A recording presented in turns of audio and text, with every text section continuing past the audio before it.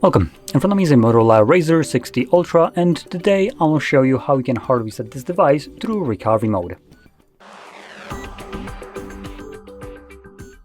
Now, with that being said, you can do this kind of reset in order to get rid of a screen lock if you have one set that you don't know, which I have a pattern set. And to get started, you're going to hold power button and volume up at the same time. Keep in mind I'm using my fingernail right here to basically press the power button, so I'm not scanning my fingerprint whatsoever. Now, from the boot options, we're going to select power off. Okay, so it's asking us for pattern to turn it off. Yeah, you know what, Motorola? Here you go. We're going to do it differently then.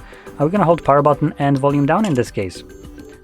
Now, you might want to interact with the screen a little bit. Just like touch it, just so it doesn't time out. There we go. So the phone is now off. Keep holding, and this takes us to the bootloader. And here we're going to use volume buttons to navigate in order to select recovery mode. When it's selected, confirm it with the power button. Next, we'll have Android with no command written. So to get past us, you're going to hold power button, and while holding it, you're going to press volume up. Like so. And then again, using volume buttons to navigate, select wipe data factory reset, confirm it using your power button, then select factory data reset the same way. It's going to say formatting data and then data wipe complete, at which point reboot system now will be selected by default, so you will just press power button to confirm the reboot, and this will continue resetting your device in the background.